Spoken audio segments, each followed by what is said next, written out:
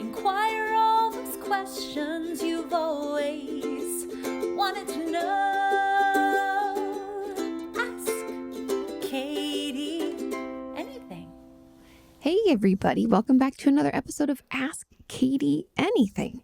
And if you're new, welcome. My name is Kati Morton and I'm a licensed marriage and family therapist. And on this podcast, I answer your questions. You can ask me anything about therapy, about the process, even about my own experience in therapy.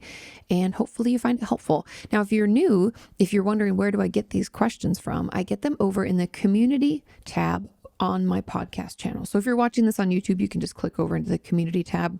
And on Sunday mornings around 6 a.m. Pacific Standard Time, I post asking for your questions. Now, if you're listening to this on audio only, you just have to go onto YouTube, search for Opinions That Don't Matter. That's the name of the podcast that I have with my husband. And so that's the name of the channel. And when you get into the channel, you click community and it will be in there. So you can ask your questions. And the first 8 are the ones that got the most thumbs ups. And the last 2 are just random picks. I kind of like scroll and stop and select them that way so that everybody has an opportunity to get their questions answered. And without further ado, let's get into this first question. And this question says, "Hi, Kati. How do therapists notice the nonverbal signals in their clients?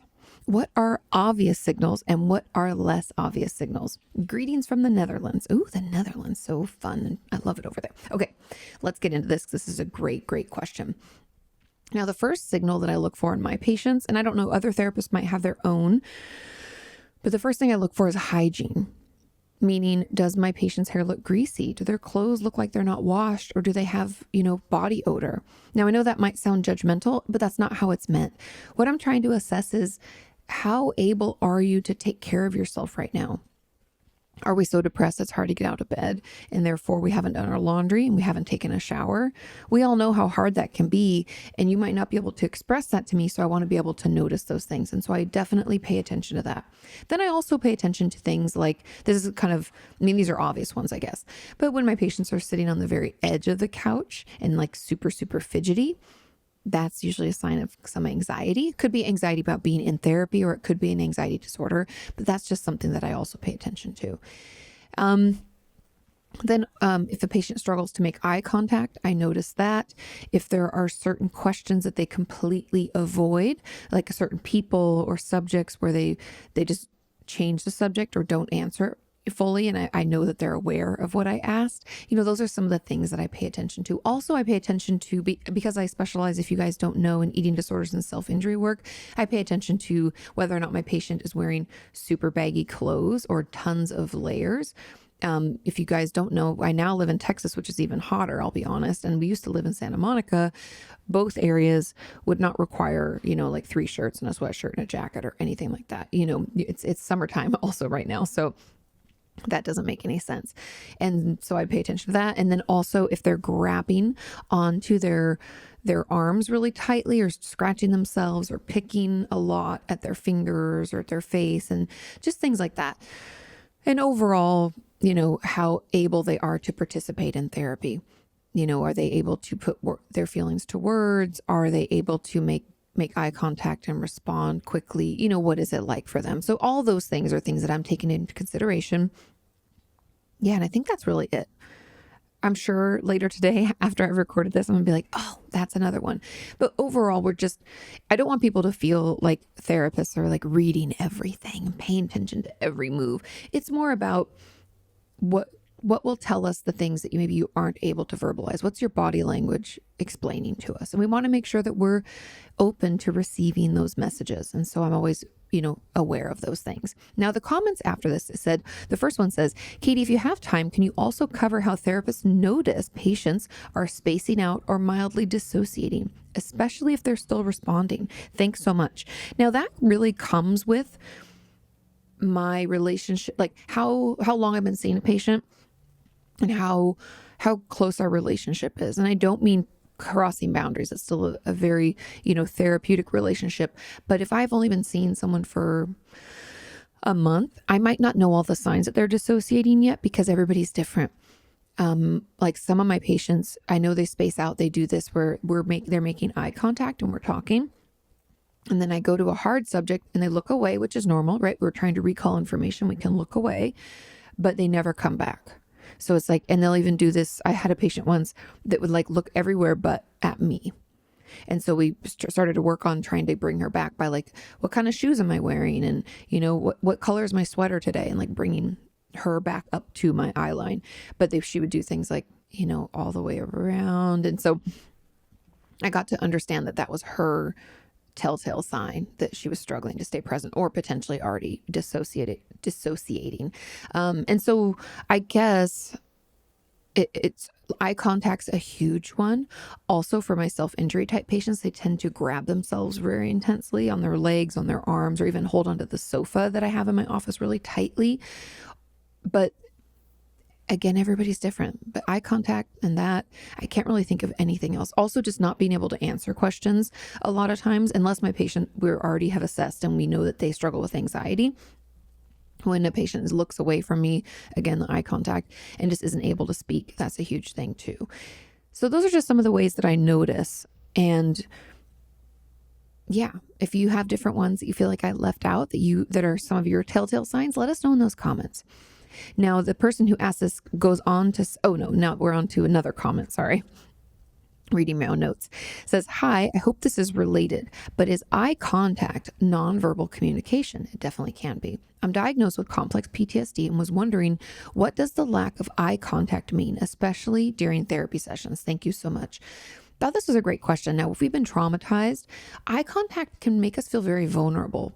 And depending on what happened to us and what the circumstances are, it could also be a trigger, right? Someone could have forced eye contact with us or done other things to make us watch things that were triggering or traumatizing, and now having to, feel like you have to be forced to look at someone can be very upsetting.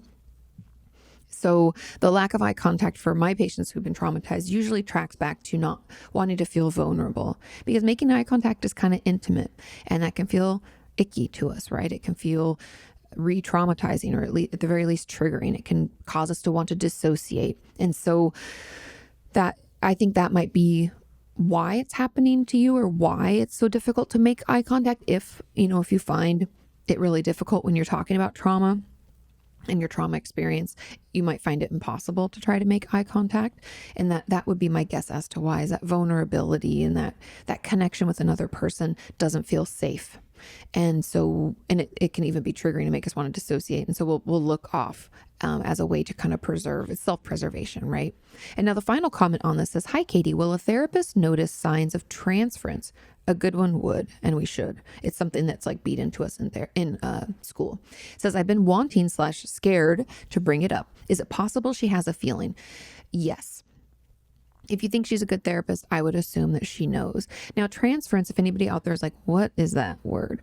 Transference is when we, as the patient, transfer on to our therapist another relationship.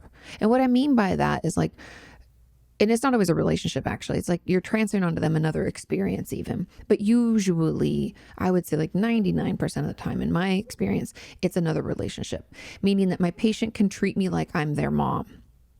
And let's say they have a really unhealthy relationship with their mom. They take it out on me as a way to kind of try to work through it. It's actually kind of smart of our brain to try this. But as a therapist, it's important to acknowledge that it's happening and track it back to what the real cause is, like the relationship with your mom, so that we can then work through that. Does that make sense? Because transference in and of itself, I know it gets a bad rap. It's not a bad thing. It's just, as the patient, so as a therapist, I guess, we have to be able to acknowledge that it's there, communicate about it, and talk with our patient about it. And the patient has to be open to working on it, just like anything else, right? And yes, defense mechanisms will come up. And yes, it can be hard for us to admit that we are treating our therapist like our sister, abuser, dad, mom, whoever. But that's really, I think it's helpful information. Now, countertransference, which you might have heard that term as well, is when the therapist then reacts back. And that's usually an indication that the therapist is either A, not very good at their job, or most likely B, needs their own therapy. Because therapists can take on a lot, right? We can have a lot of stuff that we're going through and things that we're working on.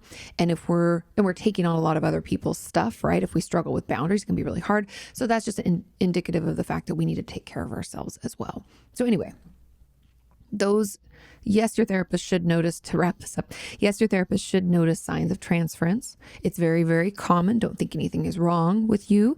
And I know you feel scared to bring it up, but I'm here to tell you that it happens almost always. And any therapist who is good at their job will be able to navigate that with you and help you realize that it is okay. And even your own insight to recognize it's happening is just beautiful. Okay. Okay, let's move on to question number 2. And it says, "Hi, Katie. Do you have any tips for people who feel like they have missed out in their teen years and early adulthood and would like to just be a teen again to experience what they feel they missed? I'm 26 soon, and so I'm reaching that point where I'm soon not to be considered a quote unquote young adult. However, I've missed being social in my teens due to social anxiety. I've been masking all my life and only now have a phase where I'm finding myself in a way that people do in their teens or after school. A year passed with me just being ill. Then the pandemic hit, which I basically spent surviving. And now I feel like so many opportunities just aren't there anymore. Like a lot of programs are just for young adults. And I feel like I'd be ready to use them just when it's too late and I don't qualify. So many things are just possible to experience when you're at school or at university or qualify for certain programs, and only younger people are given certain support. I'd like to do internships like a curious kid, not an adult from which you expect so much. I'd like to do a student exchange and experience being able to talk to people at school. I want it to be normal that I haven't yet figured out my identity and that I'm yet to figure out my career path, and to be surrounded by people who are at that point as well. I'm only now realizing that it's okay and normal to voice my opinion and what I'm thinking. And I want to experience those earlier years being myself. It's just all so different, and I can't help but feel sad about not being able to experience things because I was too slow or sick or just not ready at the time that it was possible." And the person made an edit to this, that I've realized that there are 2 components to this. 1, not having done things in the past. And 2, not having let myself make mistakes in the past. And I struggle more with the second a lot. But a lot of the talk in the comments is about the first. So it'd be great if you could talk about both. And then we have one additional comment on top of this, but I just really want to jump right in because there's a lot to this. And I love this question. And I don't know, I feel like it could be an entire video because I think this topic is much more common than maybe people realize. Unfortunately, the person who wrote this is correct in some ways.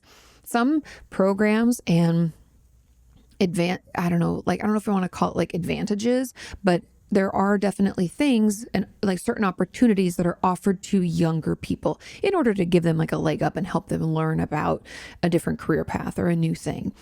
But I'm here to push back a little and tell you that there is no limit on when we can go back to school, pick a career, take an internship, study abroad. I personally went through a program called ICADS, like ICADS, in Costa Rica. This was back in 2006. And in that program, there was no age limit. Now, the majority of us, I'd say like 70%, were in their 20s in college currently. I think I was a junior when I went there. It was between my sophomore and junior year. Anyways, I went. And there were other people in their 40s. There was one woman in her 60s. There were a couple of guys that were, I want to say, in their early 50s. Anyway, it was a total hodgepodge of people, as it should be. And I loved that there was no age limit and no restrictions. And so I would encourage you to, instead of trying to almost prove that there's no opportunity for you and you don't have the right or the ability anymore to find yourself, I would encourage you to look for other situations, other programs, other things that will allow you to do the things you want, right? It's like we want to check our facts. And if we're only looking for facts to support it, we're not going to find another option. But there are other options out there. Even when I went to graduate school, there were a lot of people in my program who were, in their 40s or 50s trying to figure out either starting a new career path or trying to figure out if they thought they wanted to become a therapist and wanted to at least start the program to see. There was a lot of that. Even one of the women that I went to school with was a nurse, and she, after seeing all the mental health issues they deal with at a hospital, instead of becoming a psych nurse, which a lot of people do, she decided she actually wanted to open a practice and be a therapist. And so she went back to school. And I only bring up those, I know there's just a couple examples, but that's just examples in my life. And so what you're experiencing, especially since this is the second question, you're definitely not alone. I don't know how many ups this got, but probably 70 or 80, which means that just in our community, a lot of people are experiencing this. And so my tips for you are to notice how you talk to yourself about this, and whether or not and I guess it's kind of a second already, is like, are you only looking for things to prove what you believe now? Or are we looking for things to disprove it, which I would encourage you to do? And by noticing how we're talking to ourselves, I know I say this all the time, but just being aware of how we talk to ourselves about our life and our situation and what we're going through is super helpful, because so often we're having these really hateful, hurtful, and demeaning conversations with ourselves when we don't need to, and it's not helpful. And it just makes us feel worse, and it just causes us to spiral into like shame, guilt, or embarrassment, or all of the above. And it sounds like some of that might be happening, and like you feel kind of bad that, it took you this long, and now you're like, it's too late. It's not too late. So just notice when you're thinking that, and let's challenge it by checking our facts, seeing if there's something else that proves that we can still do this. And also, if we're talking nastily to ourselves, use those bridge statements. Like, let's be open. Bridge statements, if you're new to those, are, the maybes, the possibilities. It's not so cut and dried, so black and white. It's like, I am open to the fact that maybe it's not too late. Maybe 26 isn't too old for me to do these things that other people maybe did at a younger age. I don't want to get too much in the weeds on this, but I also want to say that as you get older and you get to my age, so I'm 37, people will try to tell you that you're too old to start something. I have a lot of friends that are in the comedy space, and usually people who are in entertainment in general start out very young, right? They do their first stand-up or first audition when they're like in 18, 19, maybe 20. But then when you get to my age, people think, oh, you can't do that. But Joey Diaz is a great example. Not even, if you don't even like his comedy, that's not the issue here. But he didn't start, I want to say in like his 40s, maybe early 50s. I'm not even sure. But homeboy did not start in his 20s like everybody else. And he still has a successful career. And so I'm just here to tell you that there are opportunities. We just have to look for them. And we also have to not take no for an answer. There is nothing wrong with being an intern and trying to learn about a job at 26. Okay? There's nothing wrong with doing that at 36, 46, but this person is specifically 26 and is feeling like they're too old for it. Anybody will love to have free labor. That's what it was when I was an intern. Is you either work for very little or you work for free. And it's a great way to see how the inner workings of, let's say, a marketing firm, or maybe even a school, or how a YouTuber works. I know a lot of my friends in the YouTube space have hired interns, and I just want you to know that you can still be a curious kid. I'd encourage all of us to know that we can still be curious. We don't have to have it all figured out. There's nothing wrong with changing your mind at a different time and deciding you want something else, or for the first time feeling like you maybe know who you are and now you want to move forward with that. We really have to throw out this timeline that people give us, because I don't accept it. Having to get married by a certain age, or have a career path by a certain age, buy a home. There's all these like milestones that A, maybe we don't even want any of them. And B, what's the fucking rush? Why are we just rushing ourselves? I don't understand what the need for this speed is. It's crazy. And none of us feel like it's a good pace. So I'm on your team too.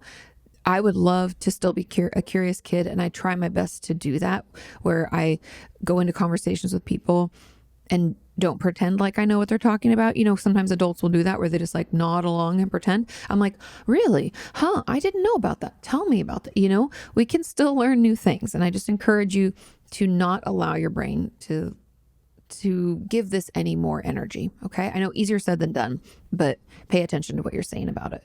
And there was a comment on this where it says, hey, Katie, can you additionally talk about having feelings of missing out right now? Like when you have so many opportunities, you feel like whatever you choose, you miss out, and this stresses you out. I think that's anxiety. The fear of missing out, I really believe, is anxiety. And I would encourage you to journal. I know I love journaling, or at least write down. It doesn't have to be like journaling. It just be some bullet points. about what it is that you feel you're missing out on. And then, as you've probably guessed based on my answer to the first portion of this question, is then I want you to check your facts to see if there are ways to potentially have this opportunity next year or next month or this week or whatever. If you aren't ready now or you aren't able to now, will it still be around in 6 months? Chances are it probably will. Can we make a point to work towards doing this next year? Probably. And just focusing on that instead of focusing on the missing out and the anxiety that can come along with that, because worry and anxiety doesn't actually help us at all. It only hinders us. And so if we can figure out ways to, I would just say, like, assuage the anxiety, meaning make it go down, make it better, go away.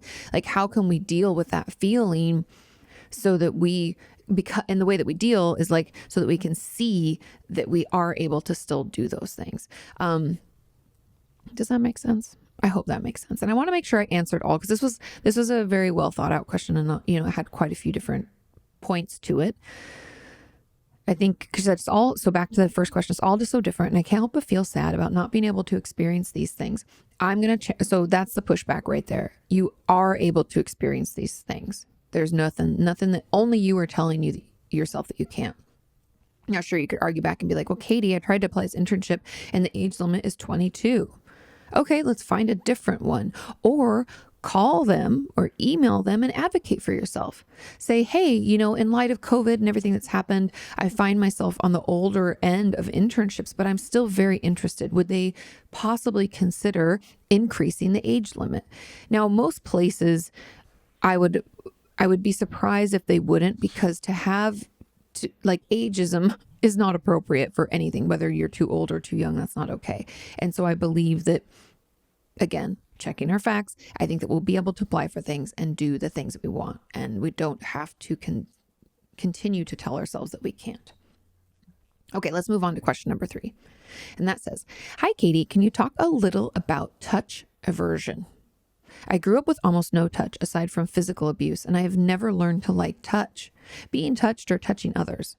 I do deal with major depressive disorder and generalized anxiety disorder, and I have an avoidant attachment style. When I was a single adult, touch wasn't an issue, but now I'm in my mid-40s, married, with kids. Oh my God, how did you have kids? Kids are so all over you, touch you all the time. My manager has 2 little girls, they're adorable. And she was visiting in Austin because her family lives out here. And we were at Barton Springs, like this local swimming hole.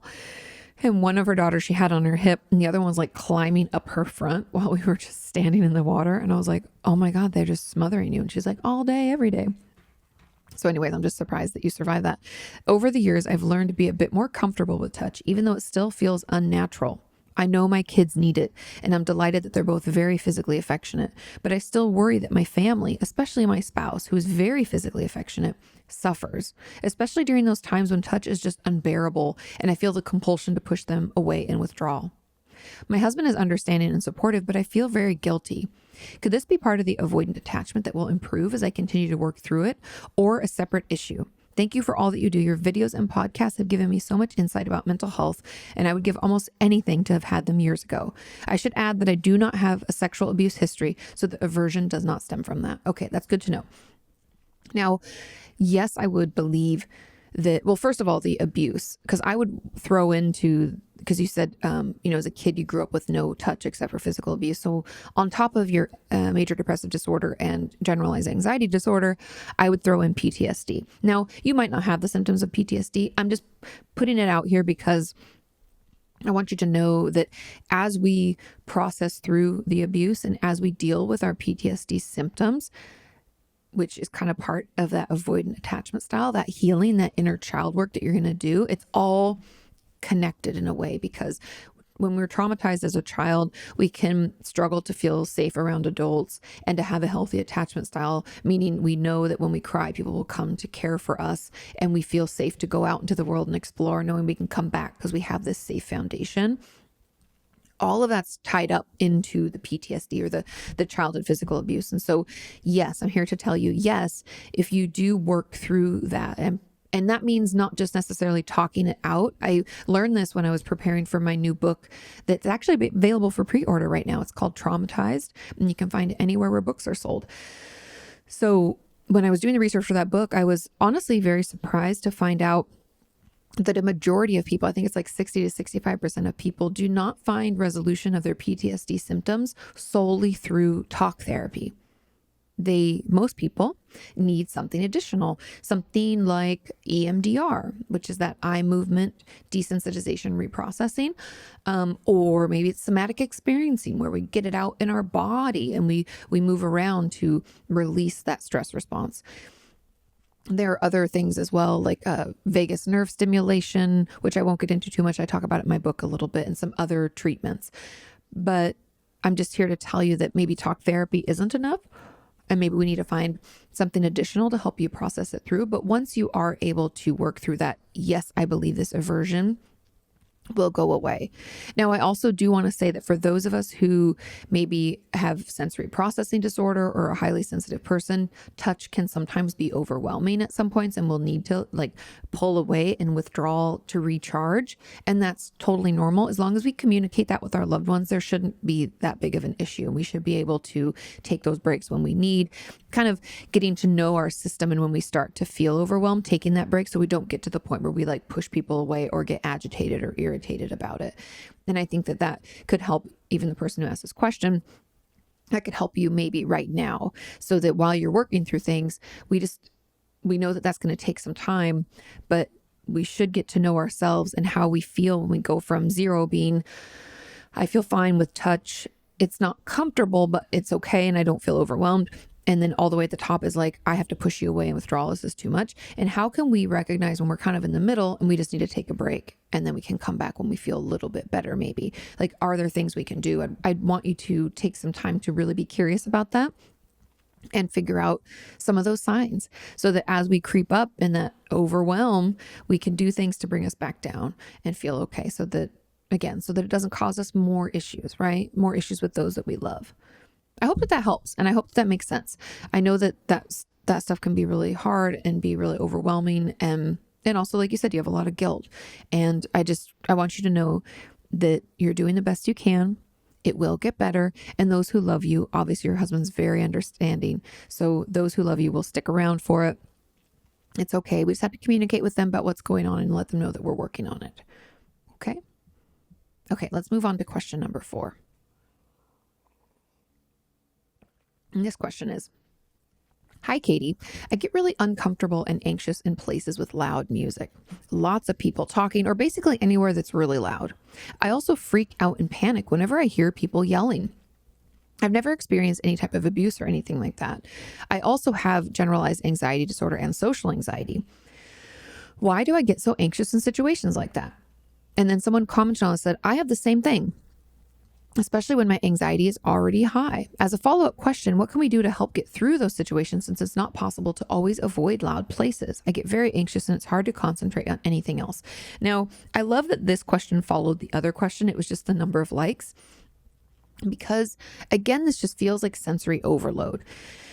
I think a lot of people, it can be highly sensitive person in HSP, which someone I think left on a comment on this question, I believe, but a highly sensitive person just can feel very overwhelmed by their environment because we are so in tune with it.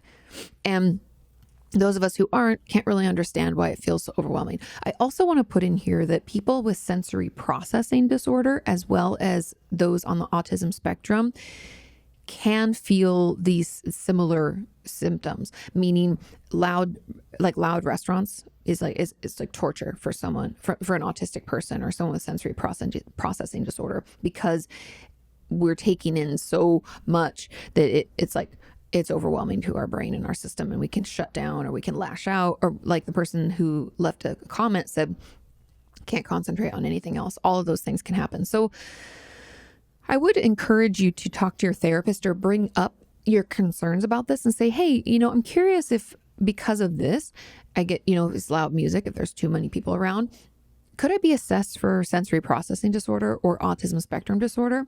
It never hurts to get an assessment, and you should, it's like doing a random weird test about yourself and what you experience. to see what's going on. Because again, autism spectrum is a spectrum because people experience it very differently. Some people might only have a couple of these symptoms. Some might have all symptoms and then more, and so we just have to be assessed to figure out maybe what's going on. And that could give you more insight into why it's happening for you. Those are just some potentials, right? We want to kind of assess and rule those out. And the people yelling, again, it's all auditory. It seems to be, well, and lots of people talking. Yeah. So it just seems it's an auditory stimulus that is very triggering to you. And I would want you to be kind of curious about that. It doesn't necessarily have to be any abuse. I don't know. I don't like loud places either, but I connect it to the fact that I'm definitely more on that highly sensitive person spectrum. Like an HSP is kind of how I am. I think that's why after I spend time around things like loud, I need to take a break and step away. And so let's dig into, because somebody said like, how do we get through or get help? If you know you have to go into a situation like that, there are a couple of things we can do. Number one, we can make sure that we have our ideal environment leading up to that, probably for like a day or two, which I know people might be like, that's excessive, Katie. To each their own. Because I know if I'm going to go to like, let's say a VidCon or a playlist where it's loud and there's lots of people and people like will touch me a lot and want to, which is fine. Like hugs, photos, signing things, or pre-COVID, I guess is what I'm talking about. I know I'm overstimulated and I get overwhelmed and I get tired at the end of the day, like super tired. I love it, but I get tired. And so, but leading up to that, I don't do anything social, sometimes for like 3-4 days, because I know I need to like supercharge myself because I'm going to go into this depleting environment for me. And so if you can do something similar for yourself, figuring out what is that breath in, what's your ideal environment? For me, it's just Sean and I. I don't even want to have people over at my house, anybody. I don't even want to go out to dinner. If I'm going to cook dinner or order in, that's it. Right. So there's certain things that I know I can do. I also will spend more quiet time at night, not even having the TV on, just like sitting in the room, reading or something, just to help soothe me and prepare me. So figure out what soothes you so that you can prepare ahead of time. And then depending on the situation and depending on the environment, a lot of my patients in the past have worn earplugs. Now I know that sounds, you're like, well, what if someone talks to you? Often in loud places, you'd be surprised how many people will try to talk to you and then they'll touch you to get your attention. And at that point, you can pull out your earplug. And if they say, oh, how come you have that? You can say, oh, my ears have been ringing. My doctor told me to wear these. Nobody's going to question you. Or you can just say, hey, I get overwhelmed in loud environments, which this is the fourth question. A lot of people agreed with you. So you're definitely not alone. When I went to South by Southwest, I wore earplugs almost, not all the time, but quite a bit. And that's just, it's just overwhelming. And no one seemed surprised when I had them. Actually, somebody even asked me for another pair, which I had on hand. Thank you to, there was a member of our community, Ronnie, who had sent me a lot of earplugs, and I still travel with those. And those have been my favorites. They're nice and small and perfect. So anyways, those are just some thoughts, because we have to find a way to soothe our nervous system. Another random thing that we can do when we're at a place that's really loud, so we can go into the bathroom. If there's nobody that needs a handicap stall, I encourage you to take that handicap stall so you have a little bit more space. And I'd like you to shake your body out, getting out that stress, that buildup, that anxiety, that overwhelm can help soothe us. And then hopefully there's no music in the restroom. I know a lot of times there is, but if there's no music, you can sit in there for a minute, take your time. It's okay. I've even had patients go and splash some water in their face or like sit outside for a minute. Like, oh, you can even pretend you have to take a call. I have to take a call real quick. I'll be right back. Like get up from dinner, walk out for just 5 minutes, come right back. Just recharging ourselves along the way. But get creative. Come up with what works for you, what you feel comfortable doing. Everybody's different, but I do agree we can't always avoid loud places. But if you know that certain restaurants or certain places tend to be quieter, like outdoor seating has been very nice. Maybe when people say like, oh, where do you want to go for dinner? Instead of saying, I don't care, or where do you want to meet up? You have your places handy. Like maybe keep it in the notes on your phone so that you can easily check them and, offer up the one that you like. Like, hey, oh, you want to get coffee? Oh, my favorite is this. And let's go there. And then we can ensure that we're at least a little bit more comfortable. Okay, let's move on to question number 5. It says, hi, Katie, any advice for talking to my therapist? I get questions about this all the time.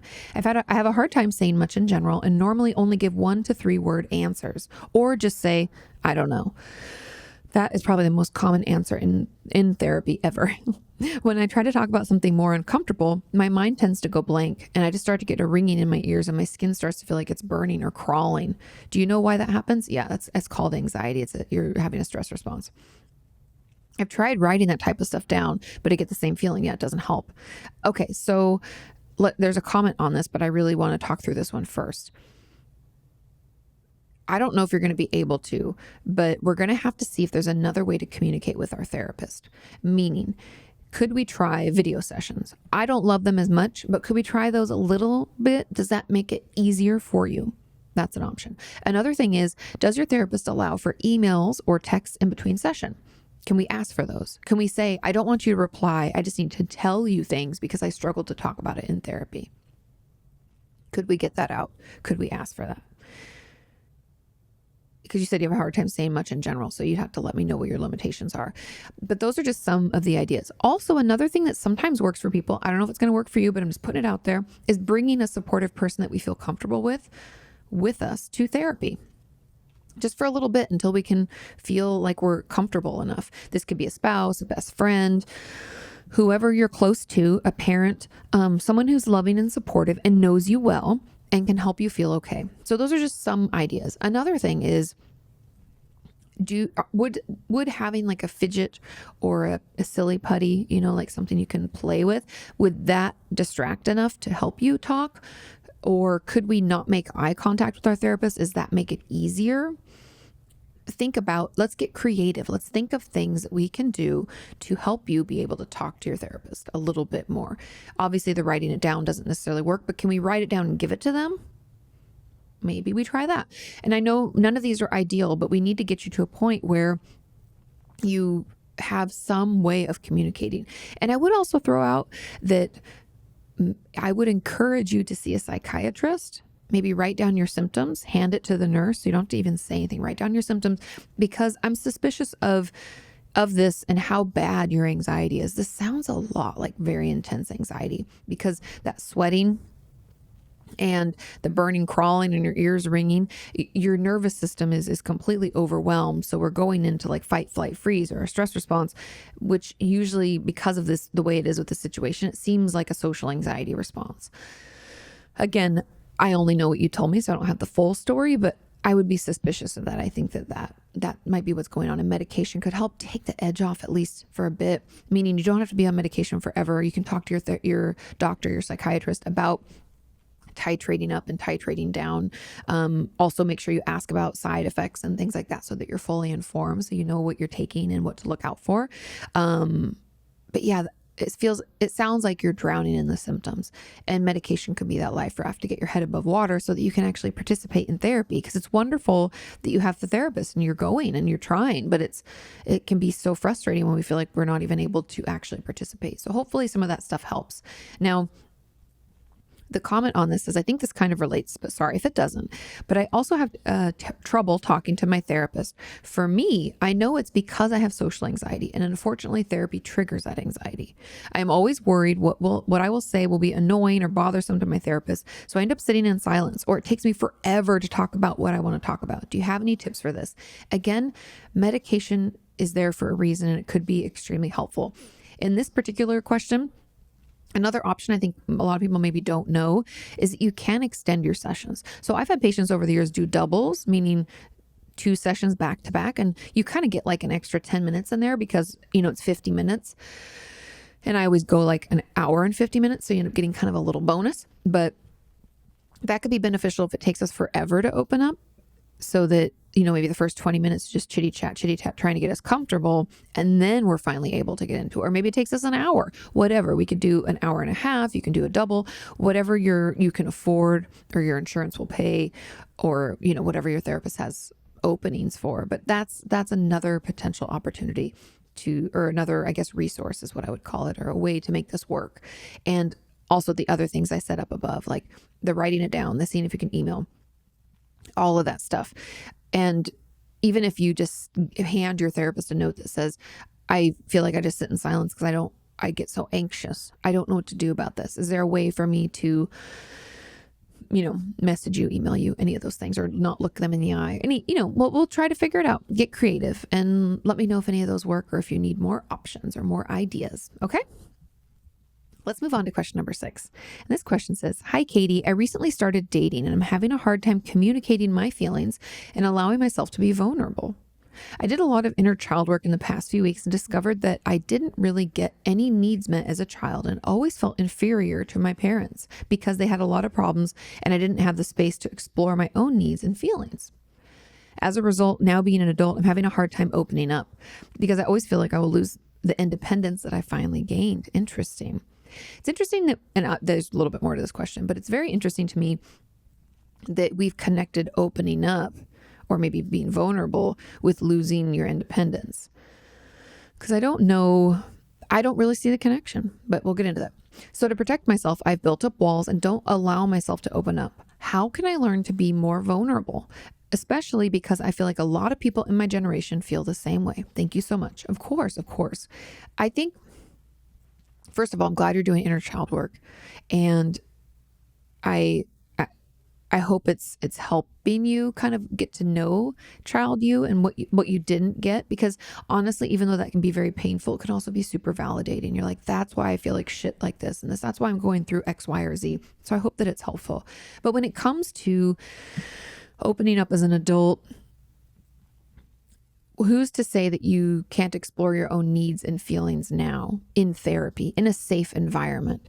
Because, and I don't know if this is, it sounds like dating is where this is happening more, but therapy, the therapeutic relationship in our therapy time, is a great time and a great space to practice that stuff, to get to know ourselves, to figure out, what's the word for what we're going through, and talking it out with our therapists till we get comfortable with that language. That's like the first place to kind of practice. And then when it comes to dating, I like to think of it, like the Shrek analogy, like that we're onions, like there's layers to us. So maybe spend a little bit of time and journal out, what are we okay with a new person, right? Because we don't want to go all or nothing. This is what I'm trying to discourage, you from, or not even that you would necessarily do it, but discourage it from happening altogether, is that all or nothing, in or out. Because those of us who struggle with this tend to do what I call like verbal diarrhea, where we go into a relationship and we're either completely cut off, shut down, don't share anything, ask them a bunch of questions about themselves, and we're like la-di-da, or we like verbal diarrhea, tell them everything about everything, and we overshare. In Sex and the City, Carrie called that being emotionally slutty and like oversharing. And so we kind of do these extremes. And what I'm wanting you to do is something in the middle. And so if we can take some time to journal about these different layers. So if I've known someone, we've been on 2 dates, how much do I think is appropriate for them to know about me? What do I feel comfortable? Like, let's say they just don't call us back, or we don't really like them that much for that 3rd date. Am I okay with that? Does that feel neutral, or maybe even safe? I don't know, but neutral's usually best. Okay, then what if we've been dating for a month and we're going to be exclusive, not see anybody else? Then what am I okay with them knowing? And what am I okay with sharing? And how much am I even comfortable knowing about them and having them share? That might be helpful for you to think about it that way. It might be easier. But take some time to kind of consider these layers so that then we can move into the being more vulnerable. So, okay, and this sounds silly, I know, but sometimes it helps for us to have kind of some deadlines. So we're like, okay, I've been talking to them and dating them or seeing them for 6 months. I feel like it's safe to kind of tell them that I'm in therapy. It feels like a safe time. It's a made up timeline. You have your own timeline. But let's say that's how we feel. So then we know, okay, in the next date or 2, I'm going to bring it up. And then we can practice ahead of time. And I know this all sounds really contrived and really planned, but when we're struggling with something, we have to plan and prepare ahead. That sets us up for success. So that might mean that we write down a couple bullet points, like, what am I comfortable sharing about my therapy experience? Or if let's say it's a different milestone that we've hit, like, what am I comfortable sharing about my sister or my mom or my work life, and have a couple of bullet points that we've written down and we've thought about. Maybe we've tried to say things out loud. If it's something that's difficult, if we're being more vulnerable, we might need to practice ahead of time saying Yeah, I mean, I definitely didn't have the best childhood. And so it's hard for me to talk about my feelings. And so I've been in therapy for a year or whatever, right? Okay, how are we going to say that? What feels comfortable? What's the language you want to use? So practicing ahead of time will really, really help. And I think hopefully that vulnerability will slowly feel more comfortable and less like, ugh, like want to crawl out of our skin. But we have to do it mindfully. We can't do that all or nothing, overshare, undershare, because oversharing is not us being more vulnerable. It's us having no boundaries. And so being vulnerable is more about being honest with ourselves and those we're in relationships at the time when it's appropriate. And only you know what's appropriate for you. So take some time, talk to your therapist about it. Let's come up with that layered list a little bit, and it's not set in stone. It can change. And then those things that are a little bit more difficult as you're working through them, what's the language we want to put to it? Do we want to have some help from our therapist on how we talk about this or that or whatever? Yeah, I hope that helps. Keep me posted. Okay, let's move on to question number 7. And this is a great question. All of your questions are great. It says, what would you think if a client changed their appearance dramatically in a short period of time? Interesting. Weight change, piercings, dyed hair, different clothing or style. I find myself very worried what my therapist will say or if she'll say anything. And to be honest, I don't even know why I've changed so much lately. There's a reason. Would you mention it at all? 100% I would. What would you say or think? Are there reasons for doing this? Thanks for everything. I love this question because as someone who is a firm believer in, and this sounds very gendered and I don't mean to offend anybody, but that I don't know if anybody's heard this before, but they always like if a woman cuts her hair, like a drastic change in her haircut, it means she's like gone through something. And I am a firm believer in that. I have yet to have a friend or myself go through something extremely taxing and overwhelming and not cut their hair or change, like color it or something. And so I really think, and even my old hairstylist, who I miss dearly, Sarah, I love you, but she's in Key West now. But she used to say, change your hair, change your life. And it really does feel that way. And so obviously I specialize in eating disorder treatment. So weight change, I am on that shit like crazy. I will mention it right away. I will say something, and I'm very careful with the words that I use. I will say something to the effect of, it seems that your weight has changed and I'm curious how you're doing. And should we make another appointment with your doctor or your dietitian or whatever? Or should we consider treatment? I'm straight up. I'm not going to tell you, I'm not going to use like horrible judgmental words, but I'm going to let you know that I notice it. If there's any weight gain or loss that seems, out of the ordinary or it's like not the route that we're going. Like if we're trying to gain weight because we're a more restrictive type, and I notice you've lost a bunch of weight, or if you're trying to, not binge as much and you've gained a bunch of weight, I'm going to make mention of it not because I'm judging you or that I want your eating disorder voice to get louder, but because I want to ensure that the amount of help that you're getting is appropriate.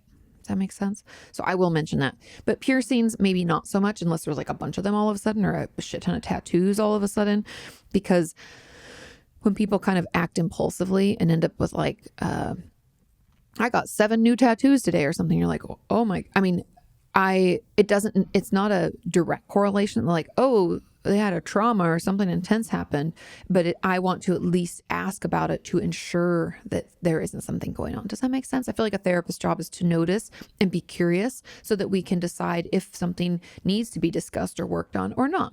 I'm not going to jump to conclusions, but I am going to bring it to you to see what you have to say about it. And dyed hair, clothing style, all of that.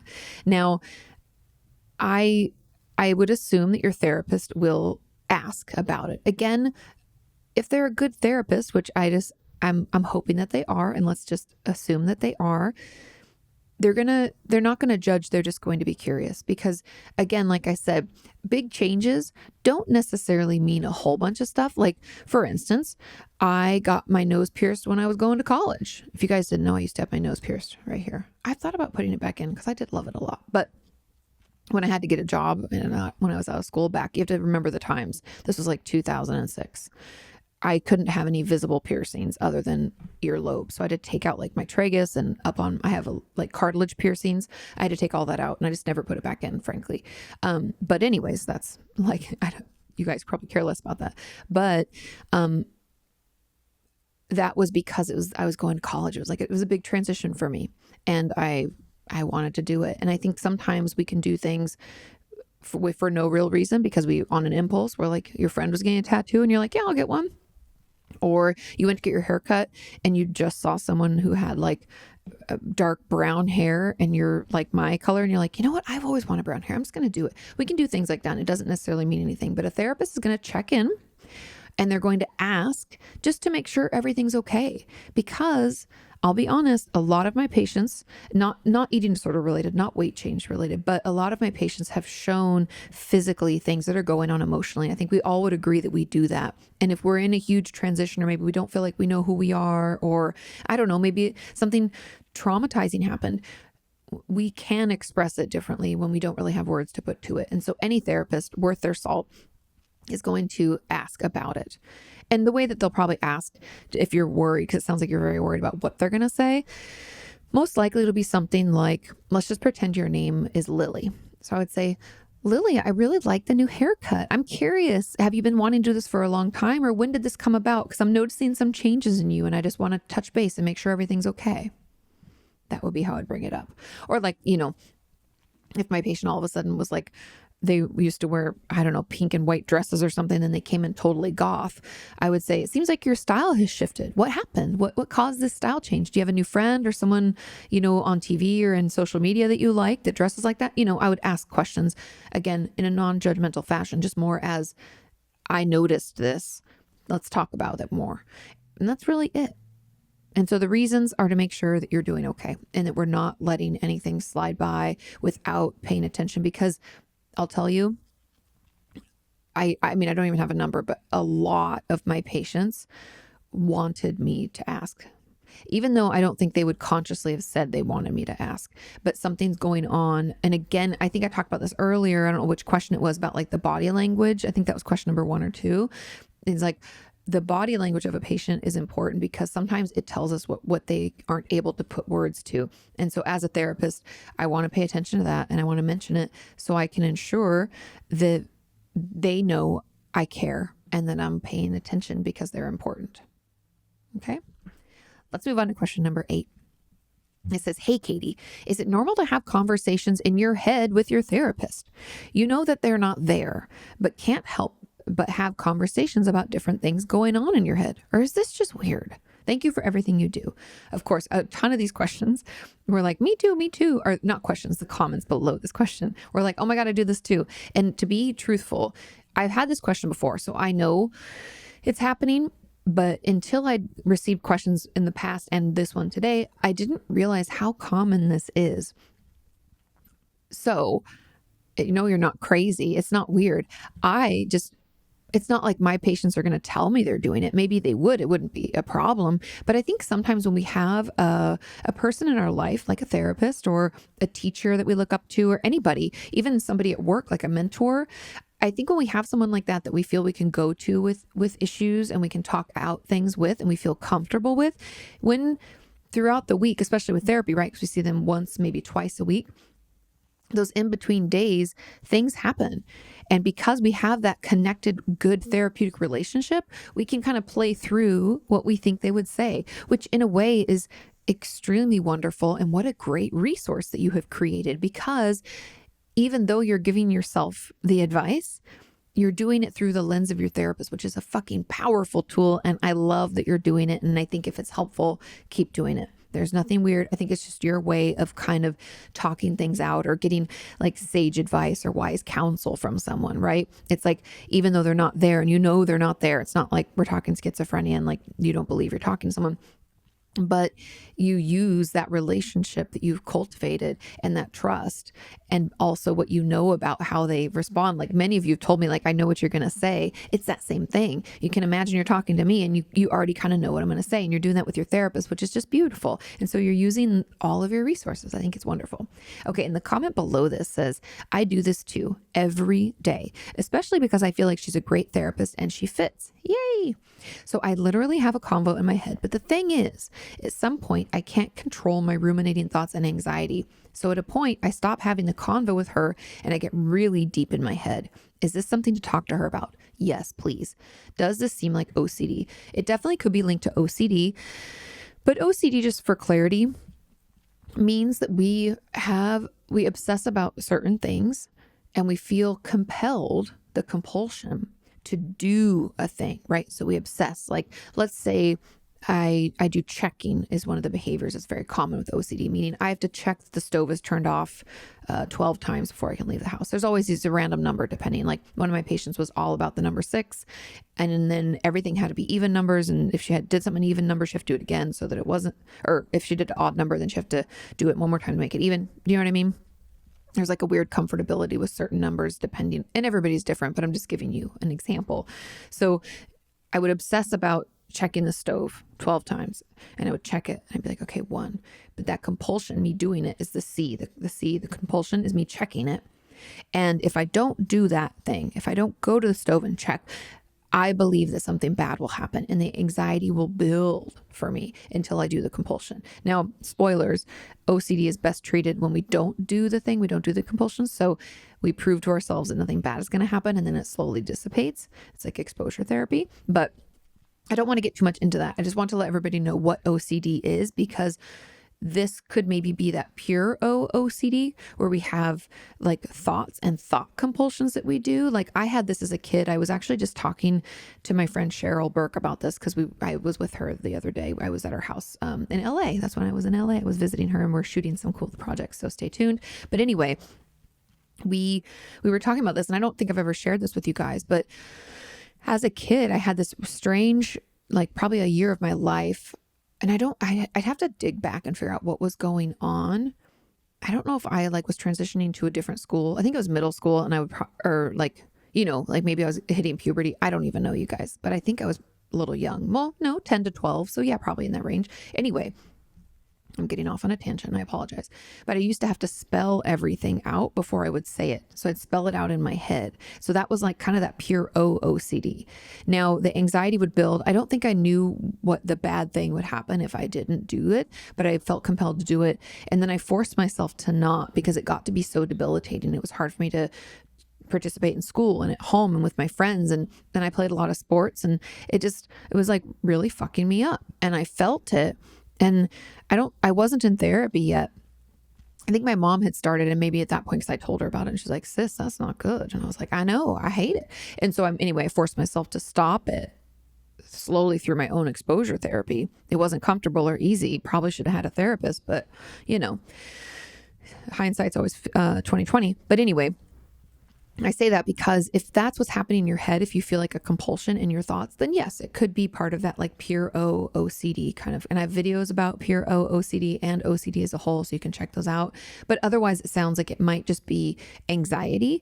But either way, please talk to your therapist. They'll have questions, kind of like I'm talking you through some options. They're going to have some questions about that, and that can hopefully help you better understand what's going on and figure out what the best way to overcome it is. Let's move on to question number 9. It says, hi, Katie. I know I'm late, so you probably won't see this. I did. Haha, tricked you. Okay, not really tricked you, but surprise. My question is, why can someone not cry? Personally, for me, my therapist has told me that I need to cry to help with the pressure that I'm feeling. Well, I'll challenge that a little. We'll get back to that. It is so hard. I watch sad videos, listen to sad songs, think of all the abuse that I was put through, yet I still can't cry. Even when I'm on the edge of crying, I automatically shut all my emotions down. I want to run down and I want to run away. Does anyone else feel like this? Because I feel so alone. Oh my God, you're not alone. So many of us feel this way. It's super, super common. And the reason that this probably didn't get a gazillion thumbs ups is because, again, it was late. Not crying is super common. Because the reason being, we're not in touch with our emotions, because being in touch with them feels very out of control or overwhelming. I've heard from tons of you and even my patients over the years. I think one of my patients described it like she had all her feelings in this big pool of water, and she had fastened the thing to let the water out so tight because if she let it out, it would drown her. She felt like she would drown in it. And it's such a great visualization because life is going to pour into that pool constantly. We're going to have feelings each and every day. We're going to feel sad, mad, excited. And all of those feelings can feel like a lot. But I'm here to tell you that you don't have to take off that complete faucet on the end. You can poke a little hole and let it drip out. And that's what I really want you to try to work on. And the way that we would do that is, instead of trying to force yourself to cry, I want you to try the body shake. And I know everybody out there is like, Jesus Christ, Katie, stop talking about the body shake. I'm so sick of it. But I'm here to tell you that moving emotions through, moving our stress response or anxiety through our system can be done in a lot of ways. And it's not just through crying or through actual verbal communication. We can do many other things. Somatic experiencing is a helpful therapy for a reason. So try shaking out and see what comes up for you. Maybe try yoga or doing a different type of workout or even just stretching. That might help too. So give those things a try and report back. But also, I want you to start getting to know your emotions a little bit. Because I think the shutting down and wanting to run away is you feeling like they're completely out of control. And so I want you to go to feelingswheel.com. I think that's what it is, just feelingswheel.com. I love feelings wheel. And the way that you can use a feelings wheel, and I might be saying this wrong or getting the amounts wrong, but you start in the middle of it and you pick one or maybe two. Again, I'd have to read my notes from like forever ago when I used to use this all the time. But you can start in the middle and pick one or two feelings. And then go out to the next wheel and pick twice as many. So if you're picking two, you do four. If you're picking one, you pick two, and so on and so forth as you work your way out. I want to say there's like 4 layers. Let me pull it up. How to use. Okay, just to make sure that I'm doing it right. Okay, it says the emotion wheel describes 8 basic emotions: anger, anticipation, disgust. Oh, this is a little bit different. Okay. Well, let's not get into this. I apologize. But anyways, go to the feelings wheel and pick from anywhere. It doesn't even matter. Pick 1 or 2. And then I want you to write those feelings down. And then I want you to write a little bit about what those feel like to you. So if we were going to talk about sadness, which might be too charged for you, too like emotionally charged, we might want to talk about something like irritation. Anger and irritation and frustration sometimes are easier to tap into, but I'm just hypothesizing. You might find joy or maybe even just feeling unmotivated, or I don't even know. I'm trying to think of different feelings, words like apathetic. Maybe those are easier for you, but pick some that don't feel so overwhelming, that don't give you that I want to shut down, run away experience. I want you to feel like you can stay present with it. And then I want you to tell me how it feels in your body and what you think about those feelings. Are there judgments or assumptions? Like, what is it that we think about it? It doesn't have to be a ton. These can just be like one bullet point of like, I'll do an example. So let's say that I'm describing anger, because I know anger very well and she scares me, but I need her. And she's also, a helpful emotion to tell me that something's hurt my feelings. So anger feels like a fire in my chest and a lump in my throat. Okay. So that's one. I'm done. Then the next would be that my thoughts about anger are she's out of control, but she's helpful. I guess I kind of already did it, but she's super helpful. And she tells me when I'm actually hurt. So that's it for that. Okay. And I know that kind of seemed like a lot, but I'm just telling you to pick a couple, pick anywhere from 1 to 3. Let's start with that and try to do that for a week. And the goal is not to do it every day for a week, but I'd be happy with 4 to 5 days a week. That'd be awesome. Try to do that. And then we'll try to increase it a little bit, because what my goal is for you when it comes to this is for you to get to know your emotions and understand how you're experiencing them, so that you can not feel like you have to just let that faucet completely open and drown in them, but that you can poke some holes and you can let them dribble through, and we won't be like stockpiling anymore, because as they come in now, we're able to process them. Does that make sense? And so as we get to know them, we can then more easily tap into them and allow them to be heard, because we know what they're offering for us. We understand how they feel. We can identify them instead of this like cut off, shut down thing. And then, and only then, will the crying come, because crying is such a vulnerable thing. And I feel completely out of control with my crying, because I tend to cry when I'm angry, which then is frustrating, because I'm like, God, now they're taking me seriously, and I'm not sad. I'm fucking mad. And it's this horrible spiral. And so I don't feel like the crying is something that has to happen right now. I think the body shake might take some of that pressure off, and getting to know your feelings might take some of that pressure off. And then we can allow ourselves to cry when we need to, because we've tapped in and we're able to recognize grief or overwhelm or anger, and we maybe decide that crying is what we need to do to express that. But that's down the line. Right now, we just need to get to know what we're going through and put a name to it and a bodily experience behind it. Does that make sense? I hope so. I know it's a lot, but I hope it's helpful. Okay, final question. Question number 10 says, how do you get the benefits of therapy? Meaning, how can I get the most from it so that it helps? Well, they said so it helps you, but I'm going to say so it helps me. Great question. And the truth, and I added this question, it was one of those I scrolled and poked, and I was like, this is actually really good. And I think it's something important that we should talk about. And the truth about therapy is that if we, and again, we're all going to have different abilities. So I don't want this isn't a place for judgment. This is just a place for curiosity and understanding, right? When it comes to therapy, the best way to get the most out of it is to show up and be as honest as possible. And then, so that's, I know that's already hard, but that's like in session, that's what we should do. We need to show up and be as honest as possible. And then when we're outside of therapy, we don't just turn it off. We need to still be doing the work. Meaning, if I'm just starting therapy, in the downtime, I should be thinking about what I want to bring up there and what I'm having difficulty with. So I'm just being more mindful of my experience. Like personally, since we moved, I need to find a new therapist, you guys. Like I don't have anybody here, so I have to seek that out. And recently I've been trying to take stock of the things I'm struggling with, right? And so I'm struggling with overworking myself and then not being too hard on myself, and my self-talk. Just because I know better doesn't mean I do better.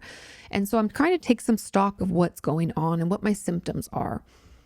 And I would encourage you to do that, because then when I go in to see someone, if I find someone that I click with, right, I can tell her those things.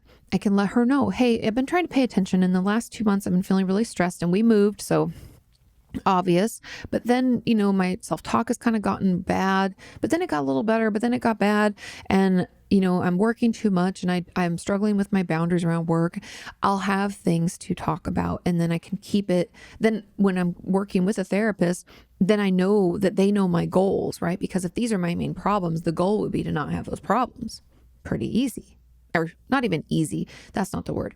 Simple when it comes to treatment planning. And that will ensure that they know where I'm truly at and what's bothering me the most. And so that's kind of the work you do outside of therapy, along with, if your therapist does give you homework, making time to give it your best.